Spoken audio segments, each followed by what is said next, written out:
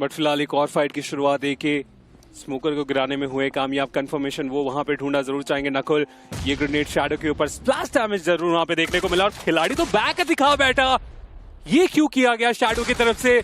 पीछे हटा गया था, वो एक अच्छा कॉल था, लेकिन बिल्कुल राउंड द कंपाउंड आना ये एक गलत कॉल और उसका फायदा यहाँ पे नकुल उठाने में हुए कामयाब। लेजेंड ये खिलाड़ी फॉर्म में हमने देखा भी है और ऐसे में एलएचएस जो अपने एक खिलाड़ी को गवा चुके, क्या और नुकसान होने के चांसेस रहेंगे? नकुल एक और प्लेयर को यहाँ पे डाउन करते हुए दूसरा फिनिश पॉइंट निकाला गया, लेकिन लेजेंड साइड लाइन से जो उनकी आने की कोशिश थी, कलान रहेंगे जो कि लेजेंड को इस मैच से बाहर भी कर देंगे।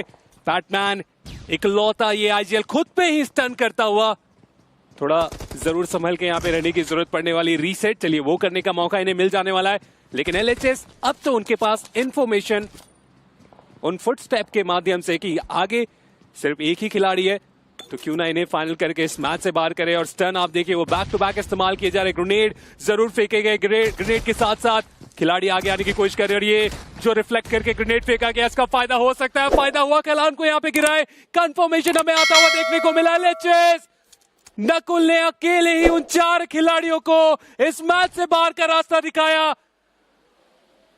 ये हुआ तो हुआ क्या, एक कंट्रोल फाइट एलएचएस की तरफ से हम देख पा रहे थे। लग रहा था आइकुसोल इस मैच से बाहर होंगे, अगर वहां पे नॉक होते दिक्कत होगी, बट इस वक्त दिक्कतें हो रही है विक्टोरिया समझ को।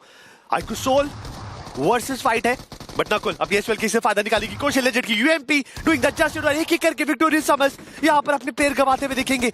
मुझे इस फ्रेम में बाकी प्लेयर्स क्यों नहीं दिख रहे विक्टोरिया समझ के वाले, जरूर हम उस पर बातचीत करेंगे, बट ट्रेस रहेंगे जो कि नियो को वहां पे नॉक करेंगे और मैच से बाहर का भी रास्ता दिखा दिया गया। नकुल शैडो के ऊपर ओपनिंग बनाएंगे, जो रिवाइवल दिया गया तो उसे फिर से मुश्किलों में डालते हुए, और यहाँ पे लग तो रहा है कि एलएचएस एक बार फिर से एक साधारण मैच की तरफ बढ़ने वाले। आइकुसोल वो मल्टीपल ग्रेनेड्स अपने एंड से कर रहे हैं, चाह रहे कि जल्द से जल्द समाप्त करें, लेकिन आतंकी इन्हें भी मौका मिल चुका है, इन्होंने भी देख लिया है और इन ग्रेनेड्स के साथ आइकुसोल के ऊपर वो ओपनिंग बनाना चाहेंगे, लेकिन ओवरकुक्ड, जिसके कारण कुछ खास फायदा होगा नहीं। और आइकुसोल अब अलर्ट हो चुके हैं कि वो उस डायरेक्शन से हमें कुछ ग्रेनेड्स आते हुए देखने को मिले तो एक गलत कदम उन्हें नुकसान पहुंचा सकता है। बट एलएचएस धीरे धीरे के वो भी अपने प्लेयर्स को गवाते हुए इस पूरे फाइट में, एलएचएस इस फाइट के अंदर टिक ही नहीं सकती, बिकॉज एक तरफ से आइकुसोल ने उनको सप्रेस कर रखा है और हाई ग्राउंड से ओजी ने भी उनकी जिंदगी खराब कर रखी है।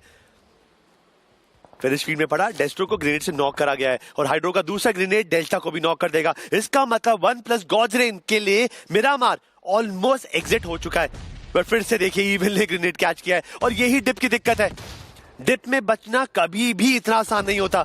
और अगला ग्रेनेड आएगा, ईविल को कंप्लीट करेंगे। लॉस हरमानोस अकेले एक खिलाड़ी के साथ ही आगे बढ़ेगी, बट मुझे समझ ये नहीं आ रहा कि ओजी आइकुसोल पर कब तक टारगेट करेगी, बिकॉज उनको भी रोटेशन करना है। अगर अभी रोटेशन उन्होंने नहीं करी देन दिक्कतें आएंगी उनकी तरफ। एग्जैक्टली ओजी वहां पे गेट कीप करने के लिए पूरी तरीके से तैयार है और वो फाइनल ग्रेनेड आया जिसके कारण एलएचएस इस मैच से हमें बाहर होते हुए देखने को मिल जाएगा। अब ओजी के ऊपर यहाँ पे फैसला कि ये सही वक्त है अटैक करने का। आपने उस पूरे ग्रेनेड करने के पैटर्न में अगर आपने देखा होगा तो स्टिकी बॉम्ब भी इस्तेमाल किया गया, ग्रेनेड जो कि बाउंस करके आगे निकल जाता है जिसके कारण वो नॉक नहीं हो रहे थे, लेकिन स्टिकी बॉम्ब जहां पे गिरा वहीं पे वो ब्लास्ट भी हमें होता हुआ देखने को मिलता है, जिसका फायदा आइकुसोल को हुआ है। लेकिन अब बारी आ चुकी है ओजी की तरफ जाने की। नकुल सीधा आगे जा रहे इन्फॉर्मेशन के लिए साइडलाइन में।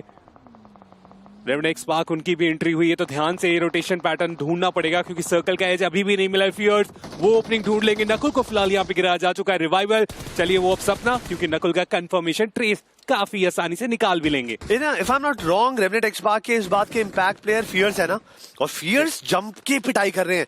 उन्होंने अभी भी नकुल को स्पॉट करा, नॉक जरूर करा है, बट नकुल अपने टीममेट्स के साथ है तो रिवाइवल में तो उनको दिक्कत नहीं आएगी। बट फ्यूरी हल्का सा मुखड़ा दिख रहा था, बट लेजिट हैकर स्प्रे मारा है, सटीक था वो, फ्यूरी को नॉक कर दिया और फ्यूरी को अब ब्लू जोन पुश करेगा। इसका मतलब स्टेज 6 में ब्लू जोन आपको भी पता है कितना ज्यादा डैमेज देता है, आसान नहीं रहेगा।